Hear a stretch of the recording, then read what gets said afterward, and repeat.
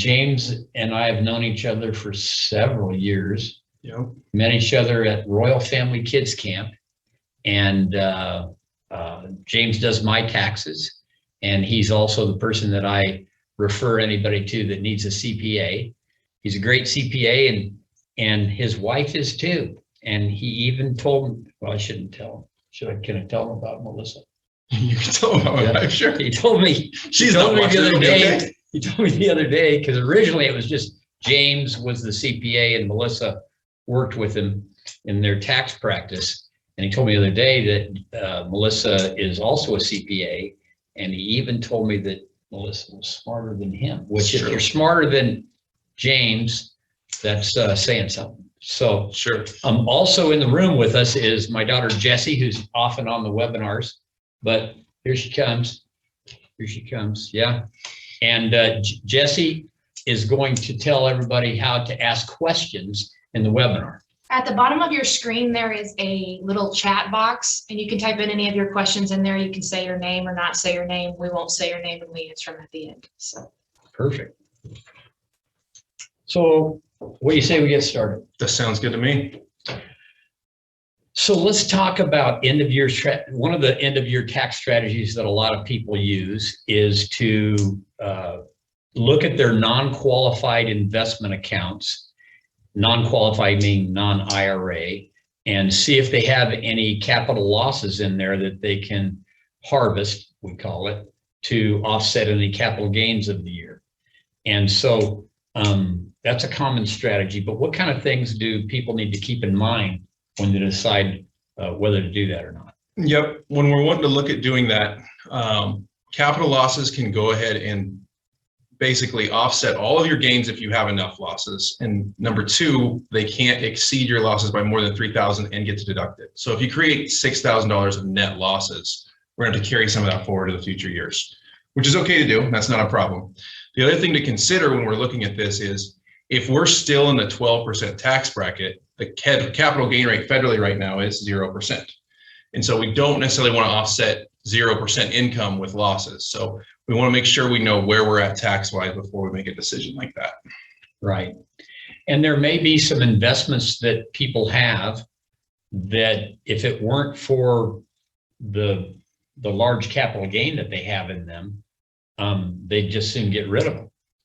And maybe if they look at any things that they have capital losses in, those losses could help offset those gains to help them make those decisions. Yes, if you've got a gain asset you want to get rid of and we got losses to offset it, that's a really good time to look at those things. So another thing that often comes up towards the end of the year, or for many people through the year, is charitable giving, but they think about it towards the end of the year.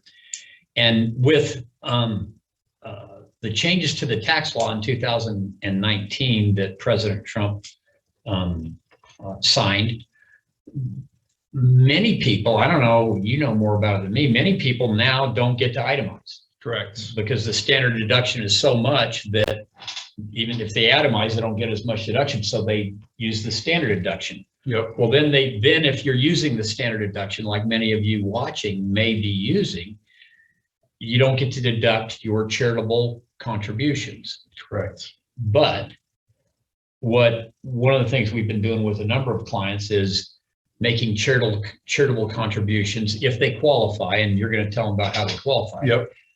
Making charitable contributions out of their IRA. Mm-hmm. And so, you know, if the idea is if you take money out of an IRA, you take, let's say, $10,000 out of an IRA, you're going to have to pay taxes on it, right? Correct. Normally. Yep. But if you direct the IRA custodian to directly send that $10,000 to your church or to a charity, mm-hmm.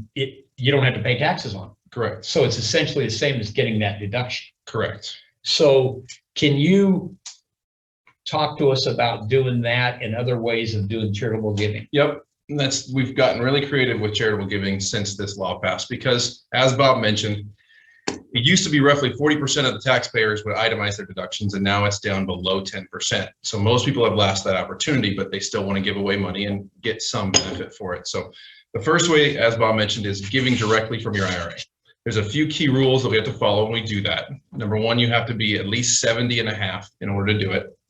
So 70.5 to be able to do it. The maximum gift, which doesn't apply to a lot of us, but for some people, is $100,000 per person. So if you're married as a couple, you could do $200,000 from your IRAs. And then it can be used to offset your RMDs. So if you're the age of 72 and they're required to take a distribution, recording in progress, the charitable contribution to offset those RMDs and take those RMDs. And then lastly, that's an interesting point, because a lot of people are taking the RMDs only because they are RMDs. Because they R have stands for required. It always is required. They just soon leave that money in there. Yep.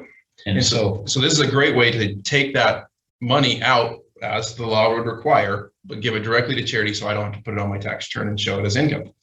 And so it's a great way to do that.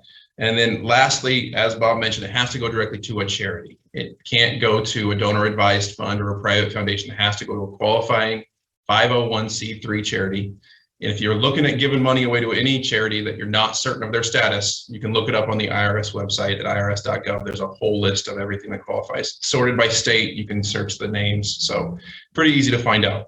But that is a key rule. We don't want to mess that up and give it to something that doesn't qualify, because then it kind of blows the whole strategy up. So, and another key thing, because we're going through this kind of fast because of time, another key thing is that I mentioned before, but it has to go directly from the IRA custodian to the charity. correct. You can't take the 10,000 I was saying out, take it out, and then give it to the charity, or you don't get the deduction for it. Right, because then it's going to end up as an itemized deduction, which you're probably not itemizing, as most of us aren't at this point. So, and you're going to have to pay the tax on the $10,000 coming in. exactly. And as Bob knows, and as I know, one of the key problems with when you reach that RMD age is distributions from an IRA are considered income as it comes to calculating how much of your Social Security benefits are taxable.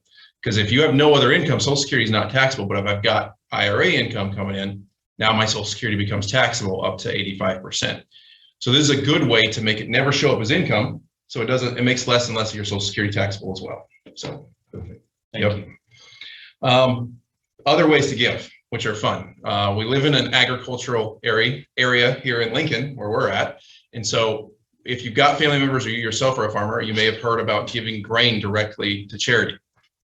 And this happens a lot with churches. There's a ton of churches in the Nebraska area that have accounts at the co-ops because people give them their grain directly. The reason they do that is the same reason we do the IRA. We never have to call it income, but it's even better on the grain side than on the RMD side. And the reason is because when we sell grain, it's considered self-employment income. So we're avoiding self-employment tax, which is 15%, as well as the income tax. And so you kind of get double benefit. And so I often advise my farmers that if they're going to give to charity, let's just make sure we're giving the right amount of grain to get us where they want to go. And so that can be set up at, like I said, any charity can set up any account at every co-op. So you might have to help your charity if you have a charity that doesn't have an account at your co-op, but they absolutely can do that. And it's a great way to avoid tax and get a good benefit from giving. Additionally, we can give away appreciated assets. So assets that have gone up in value. The most common way to do this is with stock. So if I've got, let's say I bought Apple for $100 and it's $200 now, I can give that directly to a charity and I never have to pay tax on the gain, the $100,000 gain. So it never shows up on my tax return, and I get to deduct the full $200 if I'm itemizing. But no matter what, I don't have to pay tax on that gain, and I'm able to give away that much money. So even if you're not itemizing, it's still a good strategy. If you're itemizing, it's even a better strategy. Yeah. And so with giving appreciated assets, you can actually give those to a donor advised fund. So if you were going to do a grouping strategy, which is the last piece I will say that we usually do with clients, is if you're not itemizing every year, because we don't give quite enough away each year to make it work, but over a 3-year period, you could group them and do it. A lot of people we have set up donor advised funds and fund 3 years of charitable giving at once, and then give throughout that 3 years out of their donor advised fund. When we do that, putting appreciated stock into that is a huge benefit, because again, we don't pay tax on the gain, and we get to deduct this whole amount in a chunk all at once. When you used the phrase donor advised fund, which of course I know what that is, and have used that with many of our clients. Can you explain briefly what a donor advised fund is? Yes. So a donor advised fund, you almost can think of it as your own foundation that you Right. get to run. But it doesn't have to follow the rules of a private foundation. So with a donor advised fund, it's set up usually through some brokerage firm or their charitable arm. And it's an account that we put money into, and then we control what charities it goes out to. Once the money goes into that account, the only way to get it out is to send it to a 501c3, but it doesn't have to happen immediately. So if I want to give my church $10,000 a year, but I want to fund all of it in one, I can put $30,000 into that donor advised fund, and then each year from that fund, send $10,000 to the church. So we still control the timing of our charitable contributions, but we get the benefit more grouped into 1 year. Right. So, yeah. So the cool thing about the donor advised fund is that you make this contribution besides what he just explained, but you get to control the distributions from there as long as they go to charities. Yep. And you can even set it up so that when you pass away, then it could go on for a while or maybe even in perpetuity, depending on how you have it set up and what charities. So you get to control that too. Yep. So if that's something somebody's interested in, you can talk to me or James about that, and we'd love to help you. The other one of my other questions is I'm a big fan of Roth conversions when appropriate. And a year and a half ago, when the market went down 31%, I had several clients that were in the right situation. And we took advantage of that and did some conversions of some large amounts of IRA money to Roth IRA. Right. And then when the market and their accounts went back up, that all came back tax-free. Or that all grew tax-free. Right. And so they kind of made out like bandits on that with the tax situation. But one of the things that I always tell people, you can kind of correct me if I'm wrong. I hope you don't correct me if I'm wrong. Well, I But should in order correct to you make if you're it wrong. work, I mean, I hope I'm not wrong and I There you don't go. get corrected on camera. But is that in order for a Roth conversion to work, you have to have money from outside of the IRA to pay the tax. Right. In order for the math to work. And it's worked for a long time. The only way it doesn't really work is if income tax rates down the road go down. Right. And you'd have been better off taking out your IRA money at a lower tax bracket. Correct. But can you give us a little bit of discussion about Roth conversions? Yes. So we use Roth conversions a lot in our tax practice as well, as far as discussions. And a lot of it has to do with strategy we might talk about a little bit later, which is maximizing certain tax brackets and using this as a tool to do that. But Bob's absolutely right. You have to come up with the cash to pay the tax. That's why the IRS lets us do it. That's why they let us convert us, because they want the tax now. But if we have a long time horizon still to grow the money, or we're in low tax brackets now because of a business loss or other losses in the current year, it really creates, or the market goes down a lot. It creates an environment in which Roth conversions are a really smart thing to do, because we expect the market to come back, or we expect our tax rates to go up in the future. And so converting it now gives us this ability to grow money, and all that growth is never taxed. Whereas if we left it in that IRA, all that growth will eventually be taxed to someone at some point. And they don't have to take RMDs on it either. Correct. At this point, there's no RMDs from Roths. There's been a little conversation about that. That'll be permanent, but right now, the way it sits, we would never have to take money out of these things, which make them phenomenal assets for estate planning. Right. One of the best estate planning tools we have for a lot of my clients is how do we get as much money into a Roth as possible, because that will grow until the end of your life. And assuming you don't need a lot of it, or even if you do, it's still a good tax strategy. But if you don't, it's going to grow for a really long time horizon and go to your heirs completely tax-free.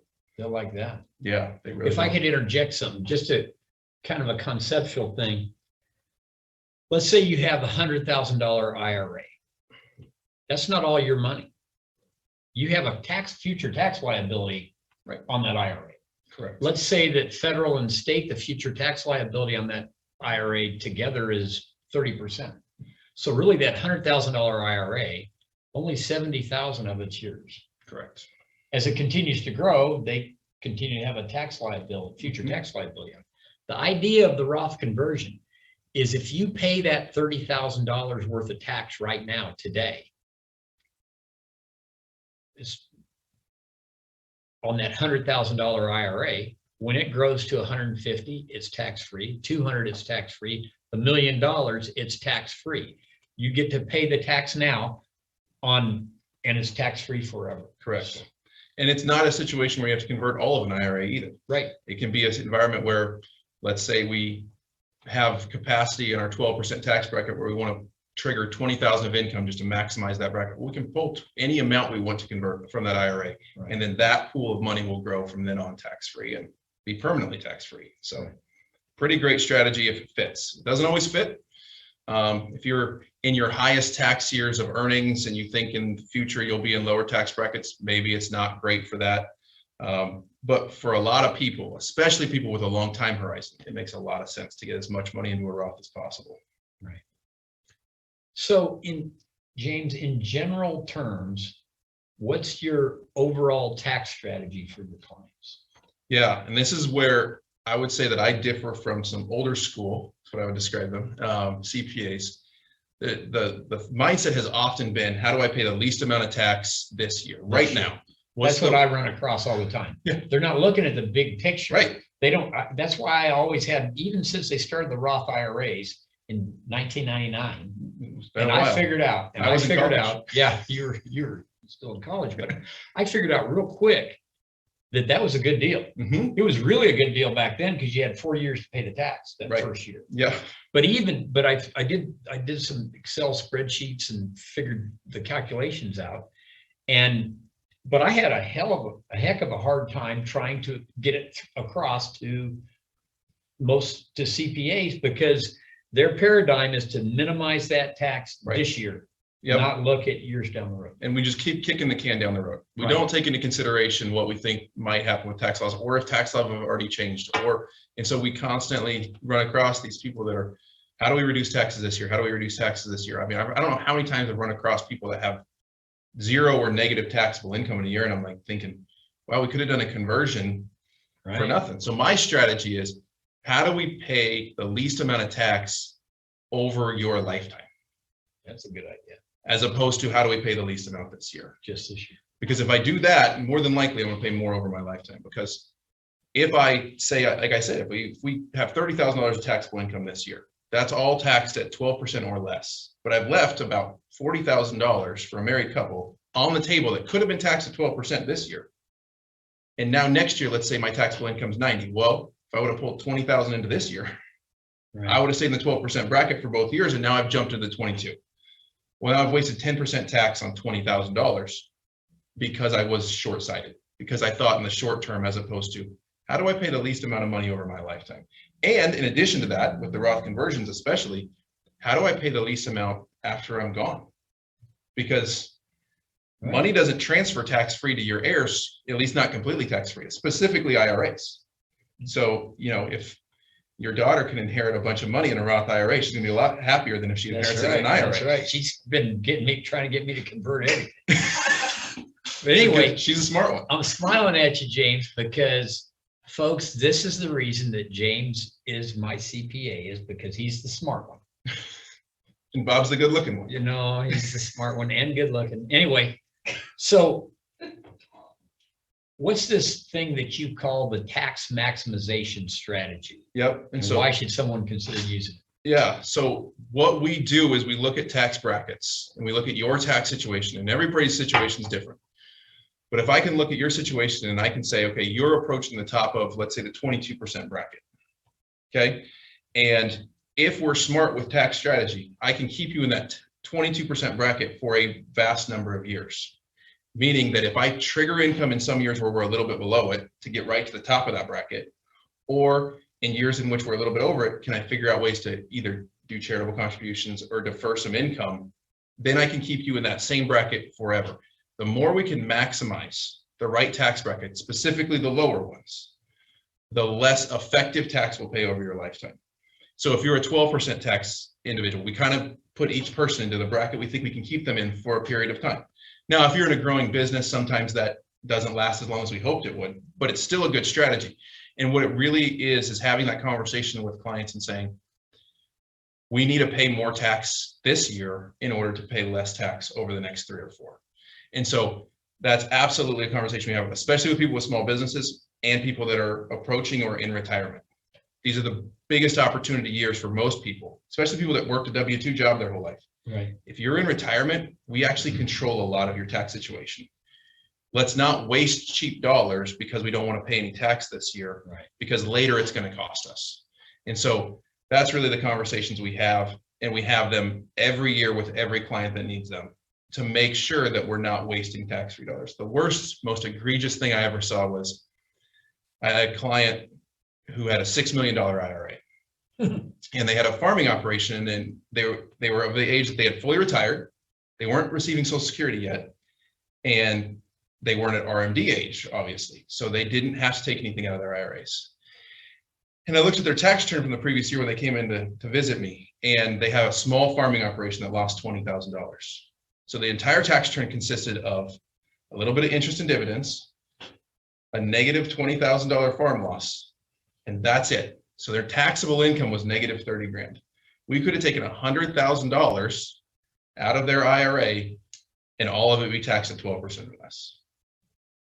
I mean, we could have taken 30 grand out for $0 of tax and nobody did anything.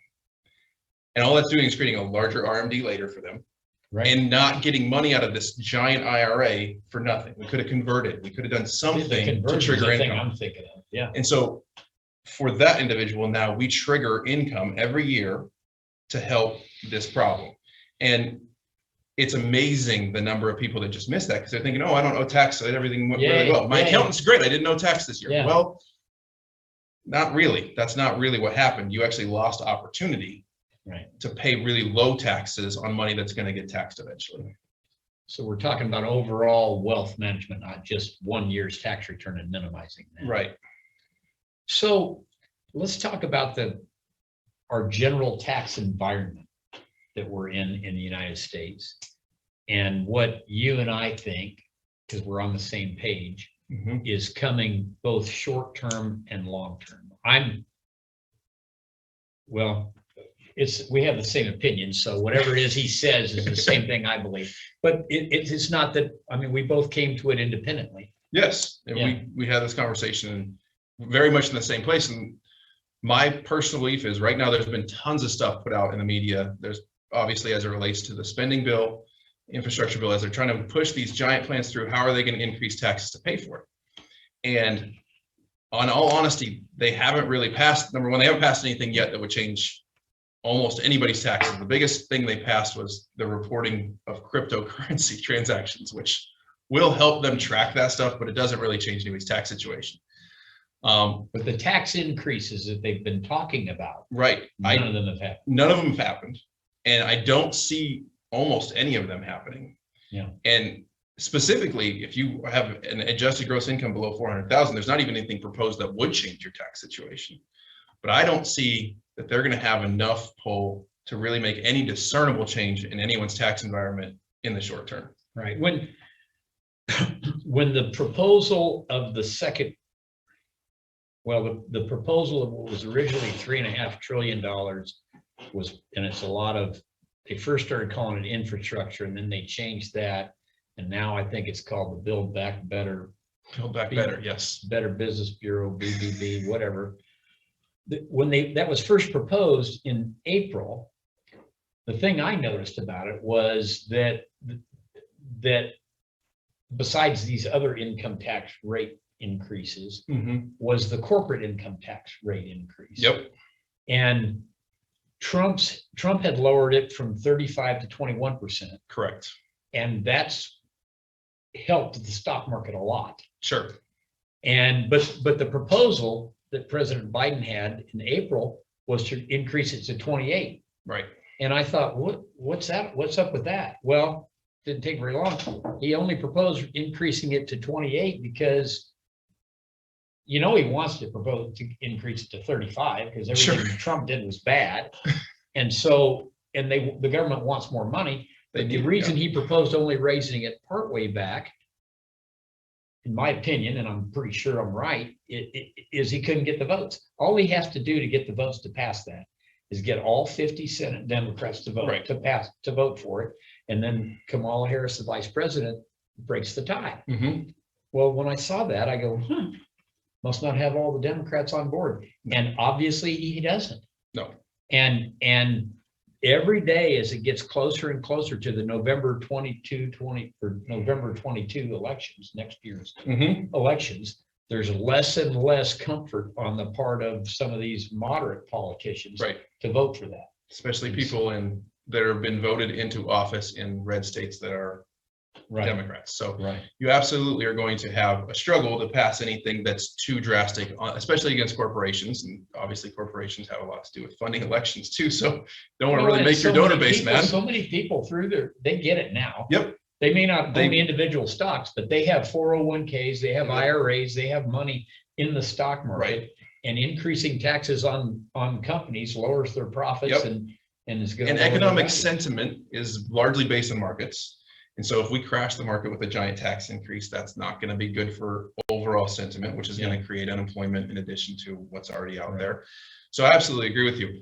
I think that if now the proposal's down to 26.5, we're probably, if anything happens, it might be 25. And I don't think and I think we discussed this as well, I don't think that's really going to be a drag on the market. It's not going to be a significant drag for a long It's not going to period be of time. significant. It might take a little bit of the wind out of the sails of the stock market, Sure. but it's not going to cause a market to crash. It's not going to be catastrophic. Right. And that's where, so for the short term, I just don't see much. And on the personal side, like I said, if your AGI is below 400, you're not going to get touched. If you've got large capital gain events, this is the one thing to look for as they get close to this. They're talking about raising the capital gain rate on the top tier from 20% up to 25. If you've got a business to sell, or if you've got some giant capital gain coming in, and we might need to spread that over multiple years with an installment sale or something, because we may end up getting taxed at 5% higher rate. But even that's not probably catastrophic. So overall, largely the same in the short term. I think both of us would agree that in the long term, with the amount of spending that's happened in the last 18 to 24 months, we're looking at tax increases probably. Down the road. We don't know what what that looks like and how they execute that, but more than likely a tax environment that's not as friendly as it is today, which is why Roth conversions and maybe triggering some gains and maximizing the brackets that we do have now is a thing we may want to look at. Right. But it's not anything that people need. Tax increases are not around the corner for most of our clients. I mean, we're not looking at anything happening in 2022 the way things are progressing right now, and probably not for a couple of years after that, because depending on how the midterms go, I will say that. I think that there's a general sentiment of where those are headed. But at this point, I wouldn't anticipate they're not very far away. Stuff can happen in a year. Yeah, that's everything can absolutely turn true. around. Well, yeah, pandemic changed things quickly a year ago. Yeah. So we've been talking for about 30 minutes, and our plan is to keep this to 30, 35 minutes and answer quick. Do you have anything else you need to say before I see if we have any questions? No, I don't think so. Not as it relates to this topic. Me and Bob can talk about all kinds of stuff. Yeah, we'll for be the whole talking day. afterwards. That's right. But So, I want to thank you very much for being willing to come and help with this and well, thank you give for some having of me. your vast knowledge to our clients. Do we have any chat questions, Jesse? We do not right now. We don't right now. Okay, well, that's fine. What's the easiest way for people to contact you? His name is James Hershberger, Yep. Hershberger. You nailed it. Hershberger. There's no There's C no in there. C in Very there. good. And so you can Google him. Yep. Our company name is MJH LLC. So our website, if you want to reach out to us at all, is the word go, so GOMJH.com. Yeah, So if The you need to M. find us, you can find us there. I get the JH. Why is the M in there? Because my wife's name is Melissa. She's a smart She's one. smart. Although it's also my son's initials, and he's fairly convinced the company is named after him. It was going to be his maybe someday. So, folks, if you have questions that you'd like to ask, that you're thinking about and you think about after this, you can sure email me, bob@bobbenny.com, and be glad to I'll be glad to either answer them or more likely pass them on to James so that he can answer them for you. And please email me at bob@bobbenny.com any feedback or suggestions for the webinar that you have. So we do have a question, Jesse. Is that a question? Yes. The question says, can you explain the proposed tax? So if we're talking about generally, there's a few different pieces of the proposal out there. So what has been proposed is a couple of things. So number one would be that the top tax bracket, which is currently at 37% for individuals, would go back to 39.6, which is something that got reduced during the With Trump's tax. with the Trump tax cuts back in 2017 when it got signed. So that reduced down, it will go back up. The other thing that would change significantly is they're talking about changing a couple of small business things that don't apply to very many people, but the capital gain rate. So going from 20 as a top one to 25. That is if your income is over, it's somewhere around 450,000 as a couple, 300,000 as an individual. So if your income's over that and you have capital gains, could jump that 5%. Other than that, there's not much that would change for most people. There's some little tiny stuff that kind of tries to close some loopholes, but that they're also talking about changing the estate tax law. That was one of the original proposed things that's kind of gone by the wayside at this point, but originally it was proposed to go back to the levels it was. So during the Trump tax cuts, it went from where each individual had a $5.5 million exemption. So as a couple, you'd have an 11 million. That doubled. So now every individual currently has $11 million exemption. Couples have 22. They were talked about bringing that back down to 6 million per individual, then scaled for inflation from there. So that could happen. Estate tax law is the most changed tax law in our country. It's changed nearly every other year since I've been a CPA in 2005. So that's one that's going to change, and we can't really plan perfectly around it. We just kind of plan for what it's at today, and then if it changes, we plan for it then. So those are the major changes. And then, as Bob mentioned, the corporate tax rate was proposed to go up. We'll see if they get traction on any of those. Some of those, there's other, like I said, there's other little things. They're talking about capping qualified business deduction, which is something that small businesses get. But the cap is that they would only get $500,000 deduction. Well, you have to have $2.5 million of net income in order for that to qualify. So if you've got a company that makes more than $2.5 million, might affect you, and congratulations, that's a very successful small business. But for most people, again, not much change is coming, even if the proposed stuff gets through. A lot of people have been scared about the capital gain increase. You really have to have significant capital gains, and we can mitigate that with just timing. It's pretty funny because let's say you're gonna have a $450,000 capital gain, where you're gonna have a problem. Well, if we sell the first half of it on January 3rd or December 31st and the second half on January 1st, now we've split it between 2 tax years and kept your capital gain rates down. So there's ways around stuff, and that's where strategy comes in, and we really want to plan for it. But nothing to plan against right now, because it's nothing's been signed into law, and nothing's really has any traction, I would say. So Yeah, that's the thing. It just doesn't have traction. And it's it's all about politics. It's all about people voting, and these politicians, their main goal is to get reelected. that's the goal. Sorry, but that's their main goal. It's not to serve and, us. And so some of them realize that they're not going to get reelected if they vote for big spending and big tax increases. Yep. So anyway, we want to thank you all for attending. Again, thanks to James for coming, and we just appreciate you. And if you have any questions or comments, you can call us or email bob@bobbenny.com. Thank you very much. See ya.